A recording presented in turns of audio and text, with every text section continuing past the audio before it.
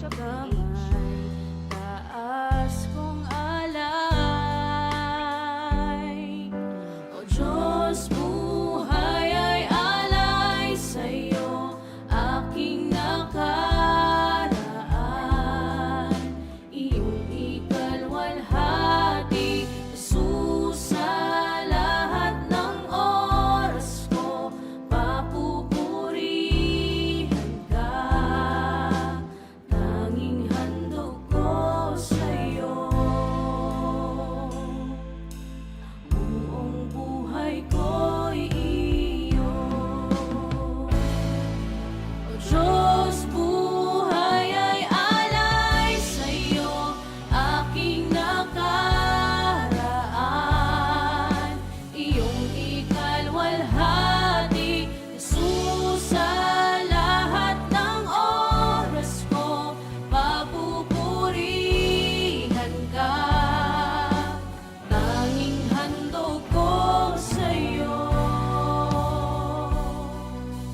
buong buhay ko'y iyo. Ayan, magandang gabi po sa bawat isa, lalo na po sa mga nanonood ng ating online midweek service.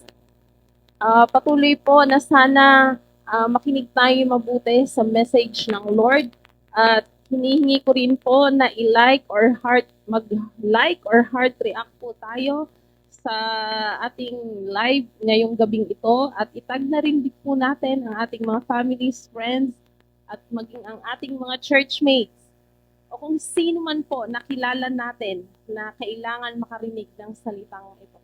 No? Itag po natin sila kasi napakaganda po ng message ng Lord na i-reveal sa atin sa gabing ito. So, ayan, dahil October na, wow, grabe, ganun kabilis ang panahon po. No? Grabe, parang kung isipin mo, kakasimula pa lang ng January, ngayon, October na. At mga ilang araw pa, December na. Sino dito excited, no? Magpapasko na. Or sino naman dito nalulungkot kasi Pasko na, no? Nakaipon na po ba kayo? Sana marami pong naipon ang bawat isa dahil marami pong, alam niyo na, mamamasko sa inyo.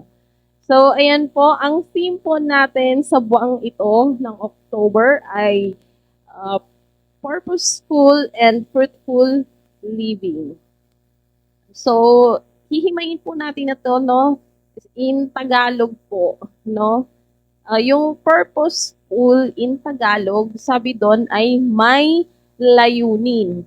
Ano naman ang fruitful? Sabi doon, ito ay mabunga. Living ay nabubuhay. So kung pagdudugtungin po natin ito, sabi doon, may layunin na maging mabunga habang nabubuhay. So, yun po yung tinagalog ko lang siya. No? Ito po yung theme natin sa buwang ito. Pero syempre po, bago tayo mag-start, no, inaanyayahan ko po ang bawat isa na yumuko tayo at hingin po natin ang presence ng Lord na samahan tayo sa gabing ito. Yes, Lord God, we worship you. We honor your name, Lord God. We thank you for this night, Panginoon. Salamat sa opportunity, Lord God, na makarinig ng inyong salita, Panginoon. Patuloy kayo ang mangusap sa bawat isa, Lord God, na makarinig ng inyong salita, Panginoon. Lord, patuloy kaming magbago, Panginoon, sa inyong salita, Lord God. Tulungan niyo po kami, Lord God, na mas lalo ka pang maunawaan, Panginoon, at maggamit ang buhay namin, Lord God, to give honor, to give glory to your name, Father God. Lord, maraming salamat po. Samahan niyo kami sa gabing ito and reveal us your words, Panginoon, na patuloy po, Lord God, magampanan namin, Lord God, yung purpose namin sa buhay na ito, Panginoon. Salamat po sa pangalan ni Jesus. Amen and amen. Ayan.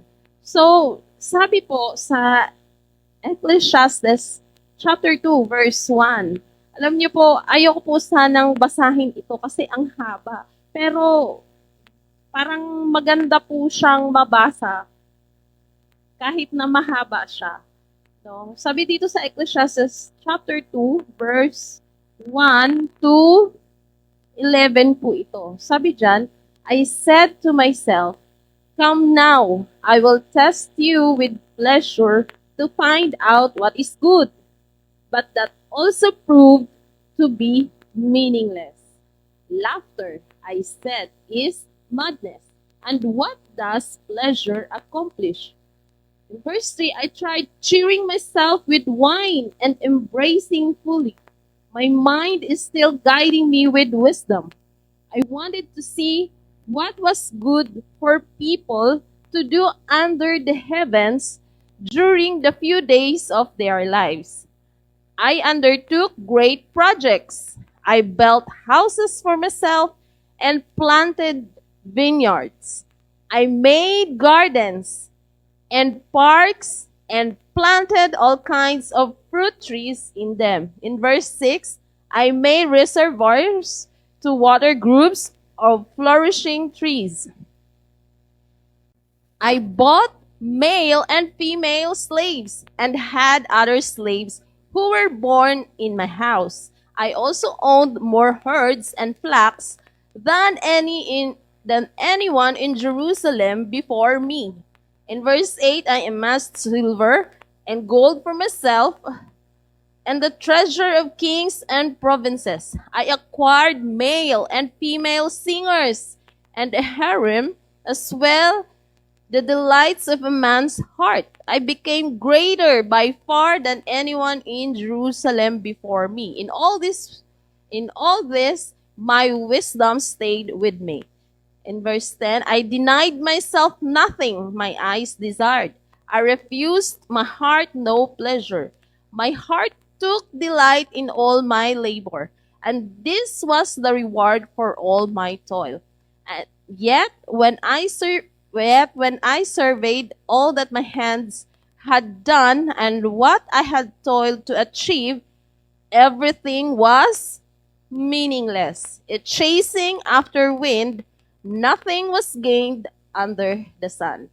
Alam niyo po, itong book of Ecclesiastes was written by King Solomon. Alam naman natin po no na kung sino si King Solomon. Siya po ay anak ni David at ni Bathsheba. And popularly, ibig sabihin sikat siya na tinaguriang King of Wisdom. And according to the Old Testament of the Bible, it is believed that King Solomon had 700 wives and 300 concubines. And some traditions believe that King Solomon had the power and ability to understand the language of animals. Grabe, si King Solomon, di ba? Ibang level yung gifts and talents na meron siya. So, sabi ko nga po, walang katulad pala itong isang King Solomon. Nag-iisa lang po siya na nabubuhay dito sa mundong ito. Imagine, no? Bilang hari, you have the power, you have the money, you have all the properties, no? Mga bagay na nakikita mong magaganda dito sa mundong to, meron siya, magagandang babae, slaves, ang dami. Ang dami niyang meron siya. Pero, imagine, ito yung nasabi ng isang King Solomon, no?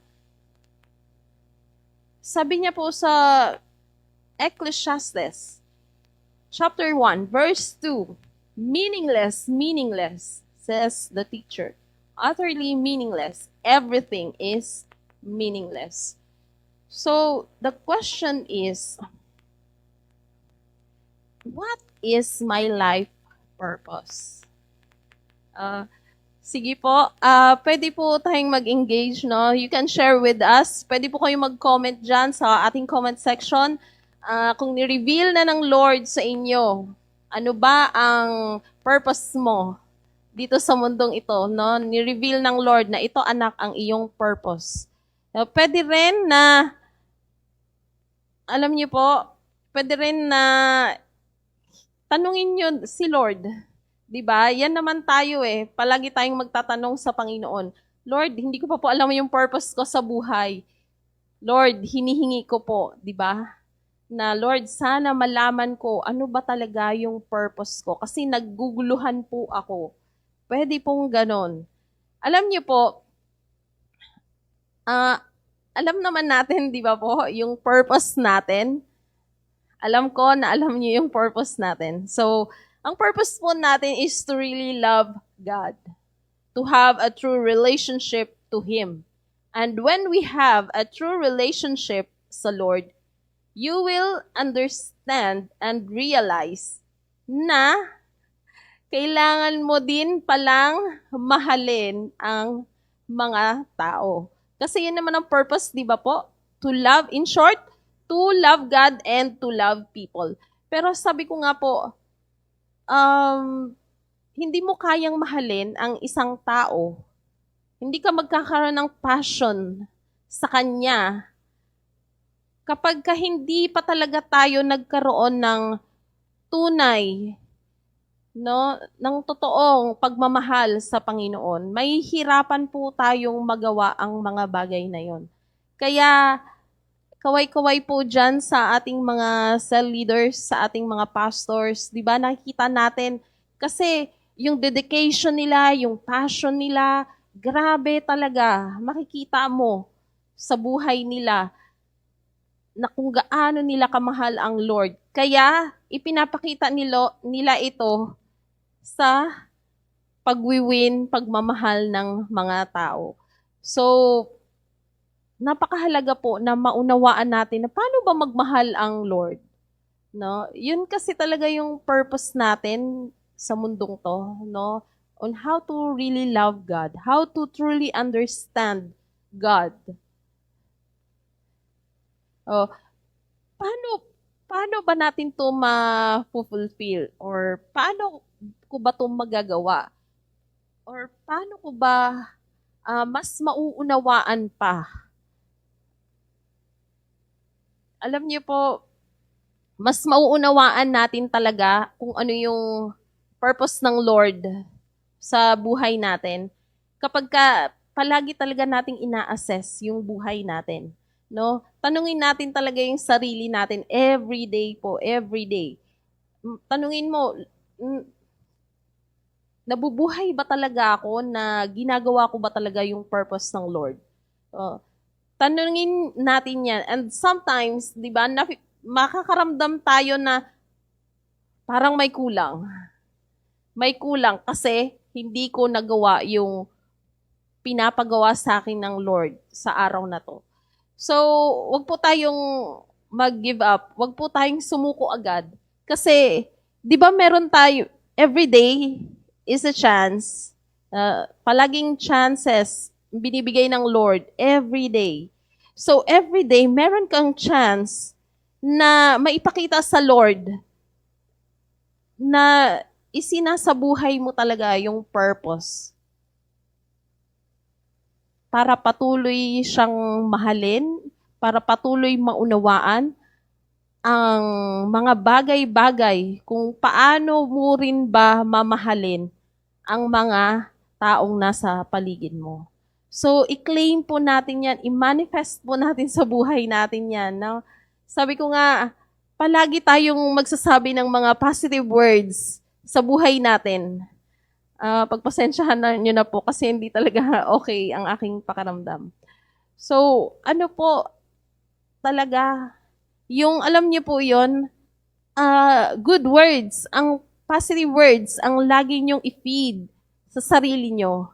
Lagi, yung mga words of God para patuloy natin talaga maranasan yung presence ng Lord at makikita natin, no, ipapakita ng Lord na anak, ganito ka dapat.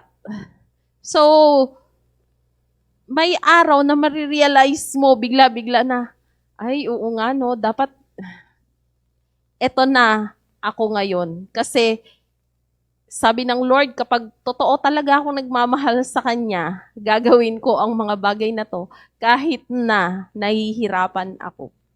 So, ayan. Meron po akong inano ditong 3 A's to understand more so that we can live life according to His purpose. Number 1, Ayan, ha? Assess yourself, ask God, and acknowledge God. So number 1, assess yourself.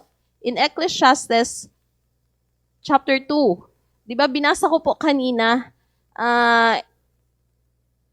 dinescribe ni King Solomon doon na yung makuha mo man lahat ng meron dito sa mundong to, hindi enough yun. Para ikaw ay maging masaya, hindi enough yun. May kulang pa rin. So, kung itong isang hari na to, nasabi niya ang ganitong bagay, dahil naranasan niya eh. Kaya niya nasabi, kasi naranasan niya. No? With conviction, sinasabi niya, meaningless, meaningless. Kaya nga exclamation point eh. Kasi alam niya sa sarili niya na hindi sapat ang lahat ng meron dito sa mundong to na akala natin na yun ang magpapaligaya sa atin. Yun ang magbibigay ng kulang sa buhay natin. Pero hindi pala yun sapat. Kasi, no, alam mo, di ba si King Solomon, halos nasa kanya na po lahat. Imagine, 700 wives and 300 concubines. And then, sikat siya na tinaguri ang King of Wisdom. Alam niyo po, grabe, di ba? Tapos kaya pa niyang makipag-communicate sa mga animals. Wow, grabe na talaga. So kung itong isang hari na to, ganun, nasabi niya ang mga bagay na to, mahirap po yun, no? Kasi alam niya na kapag puro earthly things lang ang nasa puso at isipan mo, hindi ka talaga magiging 100% na masaya. In short, panandali ang ligaya lang po yan. Di ba? Nakakalungkot. Kaya sabi po ng ating mentor, mabuti na yung iyak ka ngayon dahil grabe yung effort na paglilingkod mo sa Lord.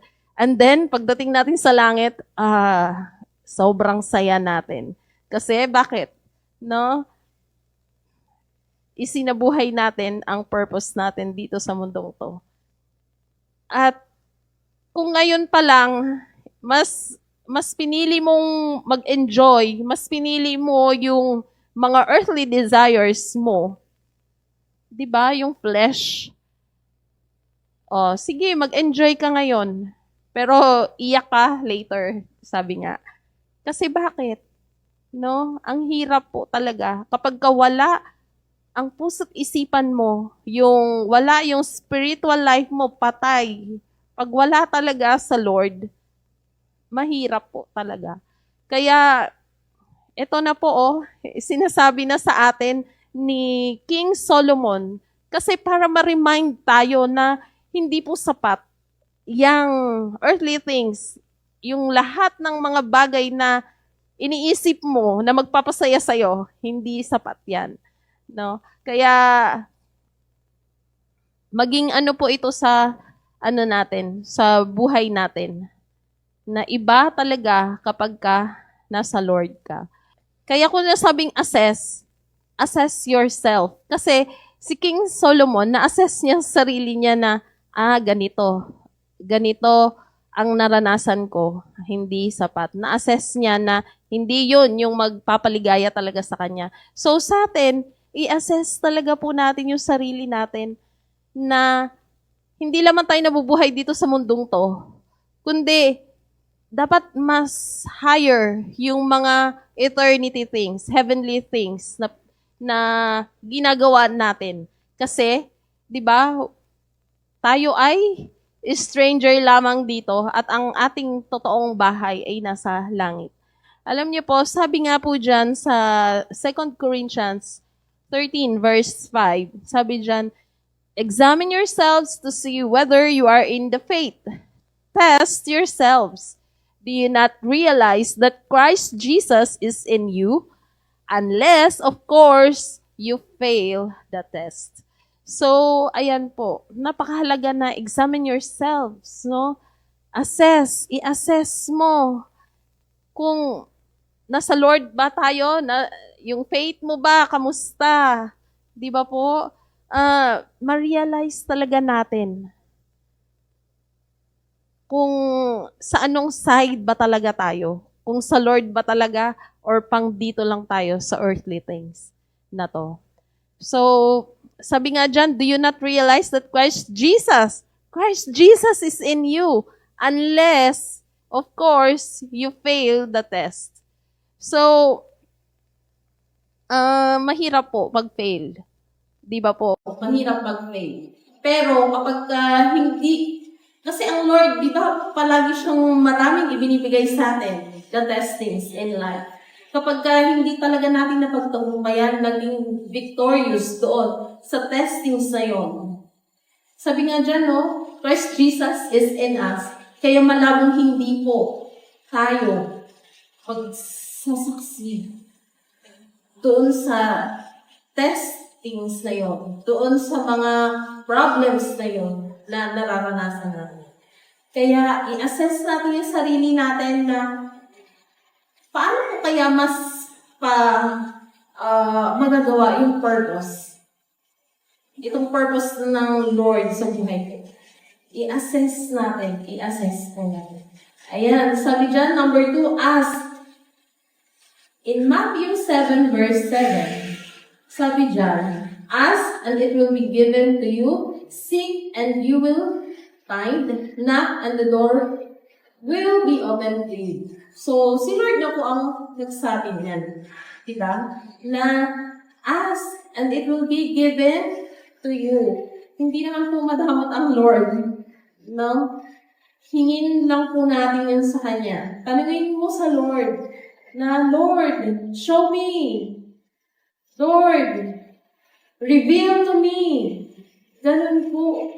Kasi baka hindi tayo lumalapit eh. Baka yung pagtatanong natin, hanggang ano lang, kumbaga kung sa pagkain yan, isang subo lang. No? Baka kasi yung pagtatanong mo, naisipan mo lang.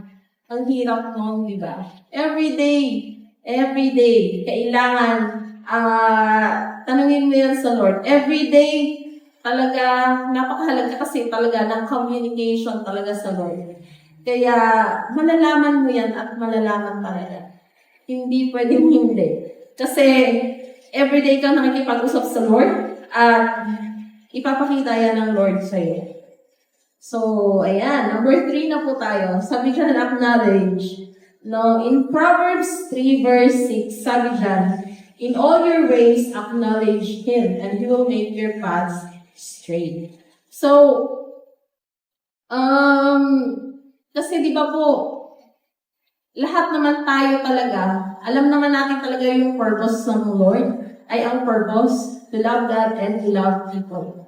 So, every time na marami pong nangyayari sa buhay natin, lagi po natin i-acknowledge na it is God who is working. It is God who gives me the favor. It is God who gives me this. No? Palagi natin i-acknowledge kasi wala naman talaga tayong kakayahan na mapagtagumpayan ang lahat ng bagay na yon kung hindi dahil sa Lord. Kasi binibigyan ka niya ng wisdom. Binibigyan ka niya ng strength. Binibigyan ka niya ng mata makita ang mga bagay na yon. No? Binigyan ka niya ng pera. Ang daming binigay sa iyo ng Lord. At siya, kasi siya ang may-ari ng lahat ng to eh. Diba? Dumating tayong hubad dito sa mundong to at aalis din tayong hubad. No, ipinanganak tayo, di ba? Pinanganak tayo ng walang suot na damit. At aalis din po tayo dito sa mundong to na bagay.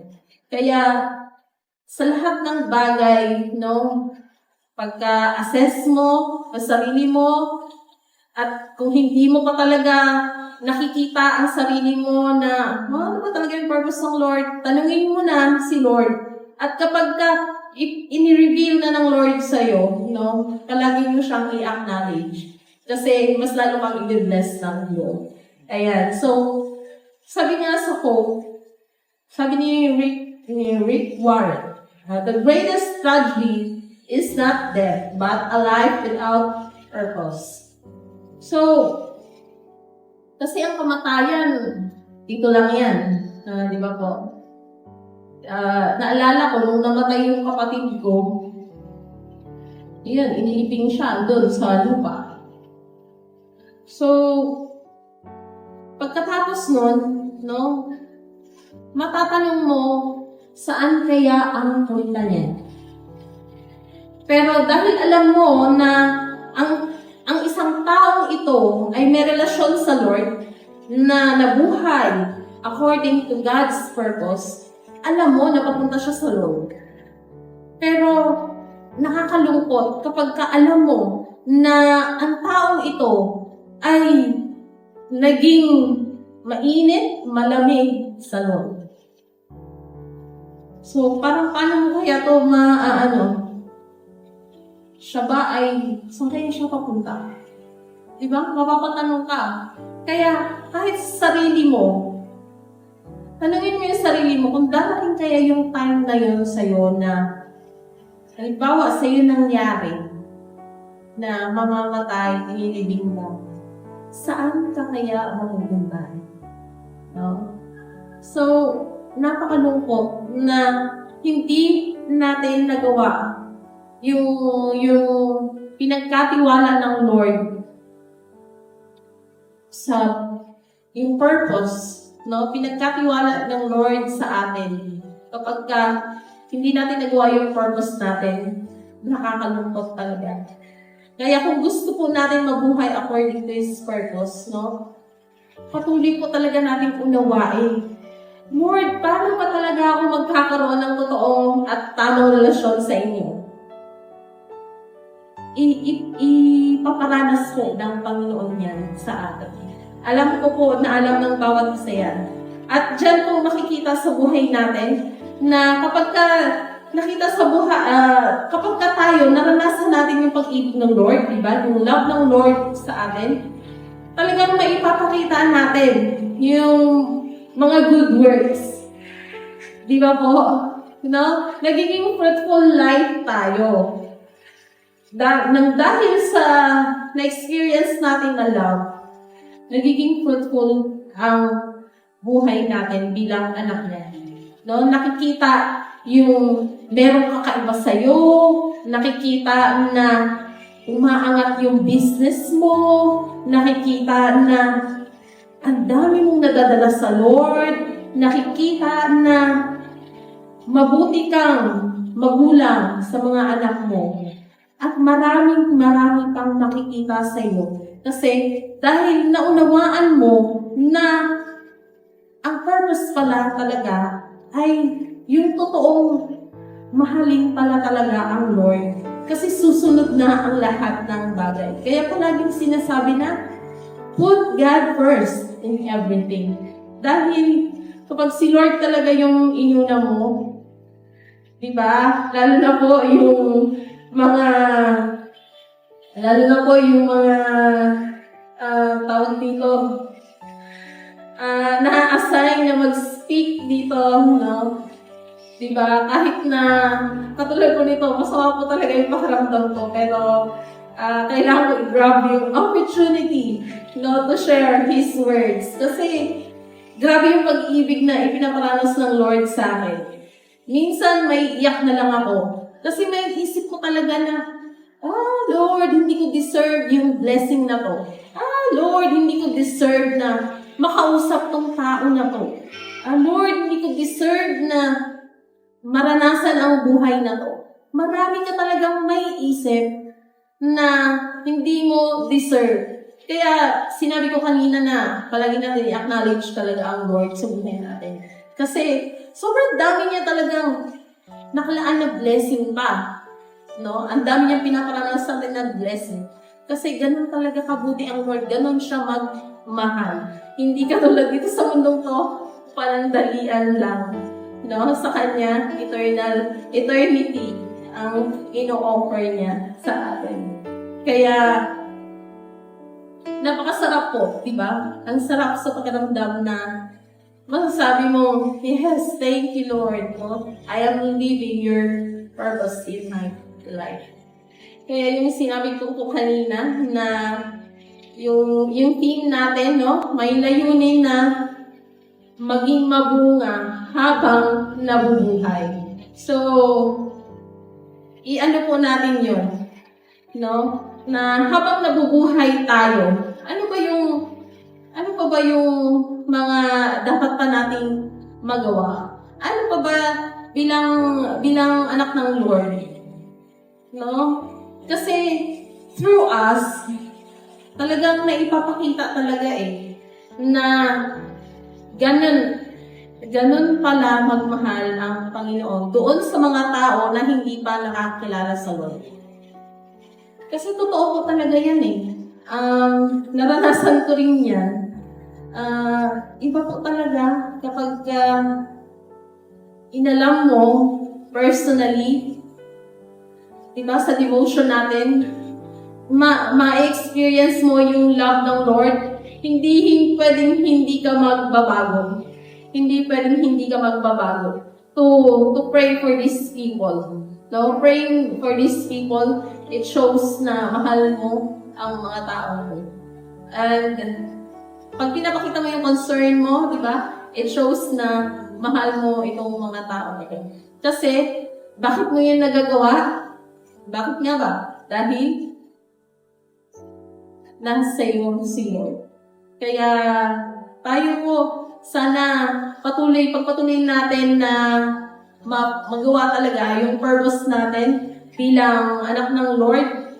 Sana hindi po natin mawala yun. No? Araw-araw dapat palagi natin maisip yun na may purpose ako today. Merong purpose ako today. Palagi natin po yan sabihin to remind us na merong pinapagawa ang Lord sa atin. So, yun lang po talaga yung gusto kong i-share sa inyo. Sana po, meron tayong natutunan sa gabing dito. Sige po, let us pray. Worship you, we honor your name, Lord God. We thank you, Panginoon. Lord God, tulungan niyo po ang bawat isa sa amin, Lord God, na mabuhay according to your purpose, Lord God, magawa at maipakita po namin dito sa inyo, Lord God, para patuloy kang maparangalan, maitaas sa buhay namin, Lord God. Lord, help us, Lord God, na ma-fulfill yung purpose na to, Panginoon, at tulungan niyo rin po kami, Lord God, na maging totoo po talaga, Lord God, sa pakikipagrelasyon po sa inyo, Lord God, para makita din po ito namin sa mga taong nakapaligid sa amin, Lord God. Tulungan niyo po kami magbago, Panginoon, to your words, Lord God, at patuloy, Lord God, na hiningi namin, Panginoon, na ilapit ko po kami sa inyong presensya, Lord God, maranasan ka namin sa buhay namin, Lord God. Lord, pagpalain niyo po ang bawat isa, Lord God, nakikinig na inyong salita, ang bawat pamilya, Lord God, ang bawat pangailangan ng pamilyang, Lord God, at maging ang aming mga pastor at leaders, Lord God, kayo po ang patuloy na mag-ingat, magpala sa aming lahat, Panginoon. Maraming salamat po, Lord God. Patuloy binabalik namin, Lord God, ang lahat ng ito sa pangalan ng Jesus. Amen.